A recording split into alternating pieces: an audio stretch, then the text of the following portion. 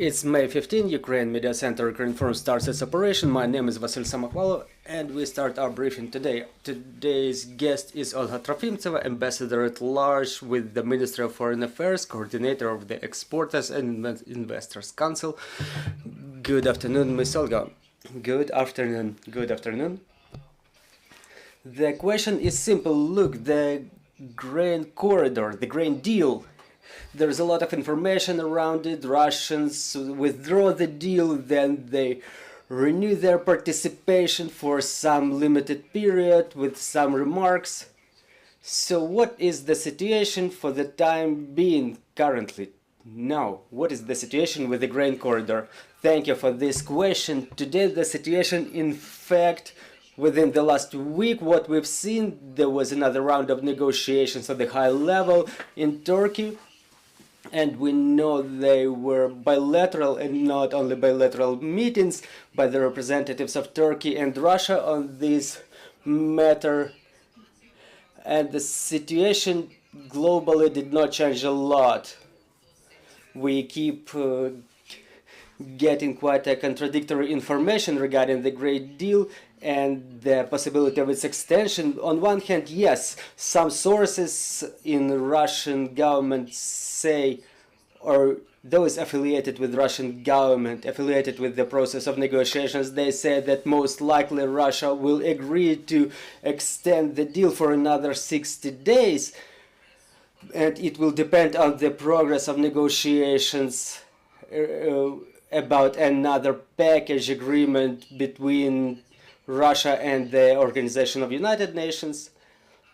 And on the other hand, we keep hearing some formal statements that say that the Russians, for the time being, don't see any sense for themselves to extend the deal because the requirements, the terms and conditions of the agreement are not being complied with. Well, that's yet another manipulation, quite a serious manipulation by Russia, because we keep hearing again about someone hindering Russia in their exports of their fertilizers or their agrarian products. However, the figures for the 2022, they say completely different. The figures about the export of fertilizers or the export of the grain, which part of which was stolen from Ukraine, everything is fine in this regard. The sanctions obviously complicate the exports from Russia, but directly some restrictions or bans on the exports of fertilizers from Russian Federation do not exist. Still, the Russians insist that there are certain moments that should become a premise for the Russia to agree to continue the grain deal. So first of all, it's the reconnection of Bank to SWIFT, international banking system. So for what I understand, today they were looking for a compromise with Turkey, some compromise options, for example, to make one of the Turkish state banks as a mediator in this process, but Russia keeps bringing up other issues, for example, the import of machinery and components and parts to Russia. So the import substitution does not work quite as well as Russian propaganda tries to say. So for the time being, the situation is kind of suspended in terms of operation of the grain corridor, because again, the signals we're getting, they're contradictory. Turkey says that seems like the deal is about to be extended by the 18th of May, but for what I know, there were any additional negotiations planned for the next week, and there is no specific result about the extension of the grain deal. So, okay, talking about the 18th of May, what are the hypothetical scenarios for development of the situation? What are the milestones that we are going to rely upon? Well, based on what we have for the time being, the information available, I mean, one of the options will be Russia's consent to continue the operation of the grain corridor for another 60 days. As we see, almost it's it's already definite that there will be another tour of elections in Turkey, and it will influence the way the Russian government takes the decision, and they will try to take those another 60 days of extension for intensified dialogue, to take another attempt to ease some sanctions, for some ease in the conditions that they set in these negotiations. As to the second component about the package that was signed between Russia and the United Nations, this is the most probable option in my opinion. Why? Because the suspension of the grain corridor on the 18th of May, well, we cannot exclude this situation. We know that Russia is quite an unpredictable, I wanted to say partner, but obviously they're no partner at all. But they are a terrorist state, and as a terrorist state, they keep acting illogically.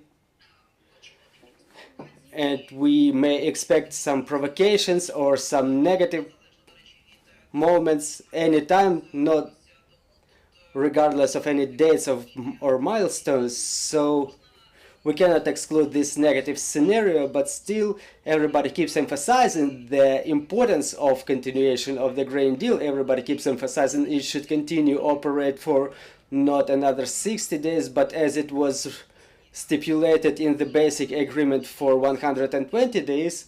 And all those last weeks demonstrated how Russia does not comply with their obligations, even within the framework of this grain deal. And such suspension or unilateral withdrawal from the grain deal, again, it's possible, but for everybody, and first of all for Russia, it will mean the escalation of situation. And in that case, I hope they understand it quite well, that they will complicate their negotiations position in future. Well, we were looking for logic in the illogical actions of Russia, whether political or economic, but in your opinion, this story with the blackmailing of the whole world can be related to the Ukrainian potential counteroffensive? Can they press on this situation in view of the situation developments on the front? Well, we cannot exclude any connection, but I don't think that there is some direct connection that they expect the counteroffensive and they press on this side, on the grain deal. Well, last year when there was no such expectation of counteroffensive in the front lines, the pressure was the same as to the extension of the grain initiative. I just think that there is a number of other factors that play a significant role, including the geopolitical. Let's not forget that politics and economy cannot be separated in regional or global level. So I think Russia just tries to, regardless of all this propaganda statements that sanctions do not work, those sanctions in fact are very unpleasant for Russian economy, diplomatically speaking. So any attempt to ease those sanctions is important to them. And it's clear that they will continue trying to do this. On the other hand, I'm still convinced that there is also, like in kindergarten, those illogical actions that Russians, they act as a child which gauges the borders of the adult participants of this process. How do they react to this or those actions? Because apart from the parties involved in great initiative, apart from Turkey, and I keep emphasizing that there is also China, which is a big importer of our grain and oil crops, which are supplied by the sea. So there is a number of players which I'm convinced are in dialogue with Russia regarding the way the grain deal should be evolving. Well, let's proceed to the questions from the floor. Good afternoon, Anastasia Kravchenko, Ukrinform. My question is, in the worst case scenario that Russia says we withdraw from the deal on the 18th of May. We don't want any further negotiations. What can be the actions of the partners? Will the vessels continue operating when Russia, as it used to happen when Russia has withdrawn already, but the ships were still going back and forth? The corridor was operating because in the United Nations they said they don't have a plan in case Russia withdraws from the deal. Thank you for this question. Yes, we had a case back in November last year when Russia somehow has withdrawn and the grain corridor started operating way better immediately because the sabotage by Russian representatives in the coordination center has stopped, and it was a relief for Turkey and Ukraine as well because the operation of the grain corridor became way easier. But as to the situation for the time being, I can imagine why there is no such plan that you mentioned. It's like, let's see what happens, and in case of Russia it's quite difficult to build some plans because the level of their unexpectedness and illogical nature of their activities sometimes impresses not only the representatives of the United Nations but many others. So again, it's difficult to plan, but what can happen? Just like the representatives of Russia themselves state that probably it will be just a couple of days and then Russia would get back to the agreement one way or another, just the way it used to happen back in November. And another option, should it happen, should Russia unilaterally withdraw from the agreement, they say that yes, then we would not be able to ensure the uninterrupted supply and the relevant level of security of the vessels that come to Ukrainian ports, which will increase the risks of military nature. We don't know what it may mean. Maybe Russia would consider some ships suspicious or non-suspicious, whether they would or would not attack them. Well, but I personally do not believe that Russia is ready for some direct attacks of the commercial vessels in the sea, because they mostly represent not Ukrainian fleet, but fleets of other countries like Turkey and China that we've already mentioned, and it would be a very serious case that would close a lot of diplomatic doors for Russia, because that's the extraordinary level of escalation. So any provocations in this regard, like shelling of infrastructure or launching a projectile in the direction of the ship without targeting it, well, it threatens, it jeopardizes the operation of the grain corridor, because we understand here we're talking about the ship crews, the people, and it will all result in some additional tension. And I hope that, no matter how paradoxical it sounds now, I hope that they are guided by reason. I mean, the Russian party, that at least for another 60 days the operation of the grain deal will be extended. Well, that's clear. And Turkey, everything that happens, it only happens thanks to the fact that Turkey acts as a guarantor to this agreement. So those political processes, the elections in Turkey, how can they impact the situation? Well, in fact, for what I understand, apart from the grain deal, the grain corridor that was presented by the ex-president of Turkey, Erdogan, which was presented as an achievement in the internal market for Turkish voters. For him, it was very important before the second tour of elections to extend the grain initiative. And it's clearly understood by Russians, I think, too, and they do not try to hide it, that they're interested in the victory of the current president, because the oppositional candidate is less satisfactory for them in terms of their interests, and everybody understands that a lot was done by Russia to support Mr. Erdogan, both financially, for example, the postponement of very serious payments by Turkey to Russia until the year 2024 to see whether Erdogan wins, and then to continue their activities respectively. So talking about the input of Turkey in the grain deal, but also in negotiations with Ukraine, well, I don't think that anything will be changing critically for us, but still there are a lot of expectations that in case the representative of opposition, Mr.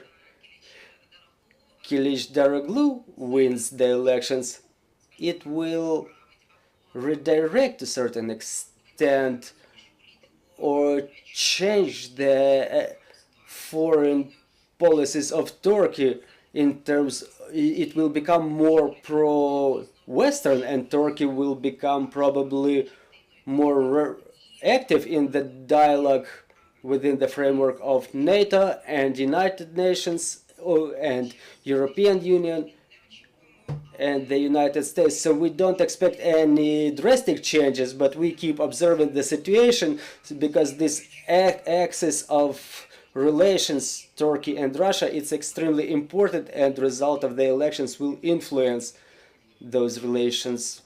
Well, probably the last questions, unless there are more questions on the floor. Well, there are. So alternative to the sea, not to the full extent, but in part at least, I mean, the export through European Union countries, well, the export to the European Union countries is not so good as well, but what should the Ukrainian exporters rely upon this year? Well, many agrarians and experts who have addresses in the media center as well, we were saying that the level of indefinition for Ukrainian agrarians is pretty high, and the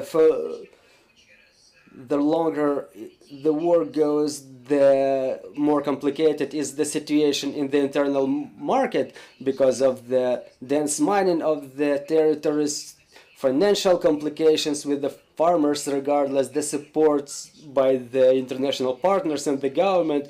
The situation is getting more complicated on the borders from the point of view of exports, because the seaways were always the easiest for us.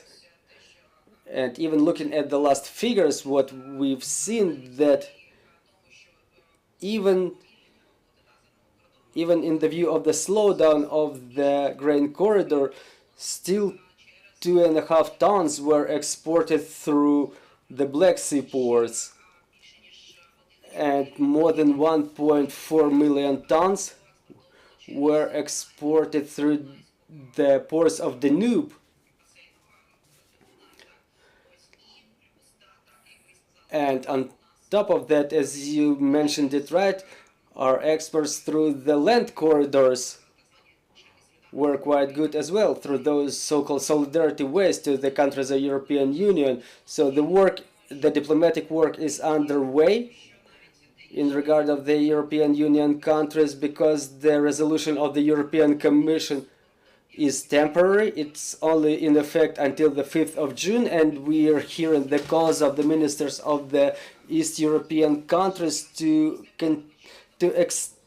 extend the ban of imports of 4 types of products: corn, wheat, rape, and the sunflower seeds, to suspend their exports to those countries. And on the other hand, I can understand that there are certain processes going on within the European Union, because this resolution is in contradiction to the principles of solidarity and unity of the trade policy, which should represent not the interests not of some separate regions or groups of countries, but of all the European Union. This is why it's a diplomatic negotiations process going on about this resolution, so I can imagine that the situation with those solidarity corridors and the conditions for exports of our grain crops may improve this year. Thank you very much. So let's proceed to this last question. Well, my question is about grain corridor as well. Ukraine does not only export the grain, but we also operate within the framework of some humanitarian programs. I mean, how does this situation how does this situation reflect on our humanitarian supply of grain?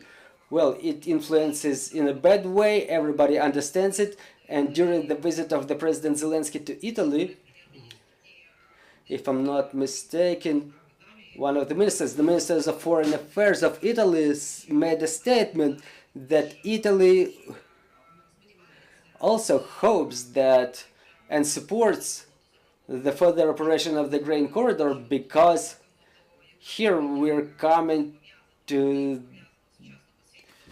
how everything is interconnected in the modern world, because Italy is afraid of another flow of another wave of refugees from the African continent, because we see now there are problems, there is an armed conflict in Sudan, and on top of that, if the grain corridor is suspended, if those supplies within the program of grain from Ukraine will be suspended, there will be no opportunity to export this grain, or it would be complicated because it would be done through the countries of the European Union.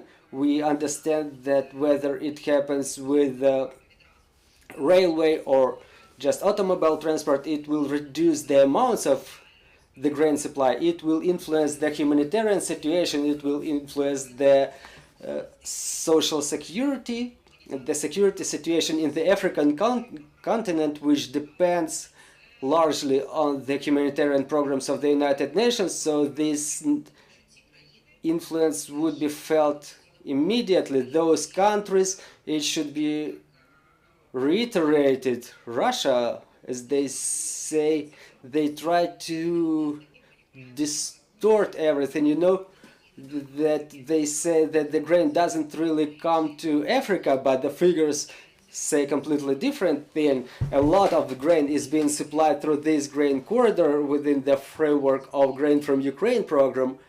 So the thing is that the grain is being supplied there right from the wheels. They don't have those countries don't have money, they don't have funds to procure the grain, to create some reserves, and as soon as the supply is suspended, the famine situations emerge within a couple of weeks there. So it's all very closely connected, and it directly depends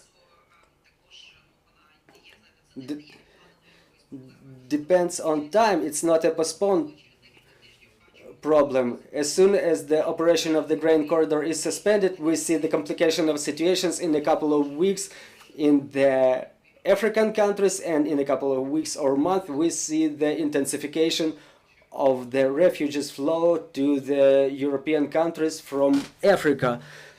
Thank you very much. Joining us was Olga Trofimtseva, Ambassador at Large with the Minister of Foreign Affairs of Ukraine, Coordinator of the Exporters and Investors Council, and we will see you in just a couple of minutes, and we will talk to Sergei Nadal, Mayor of Ternopil, about the damage and consequences of missile fire. See you shortly.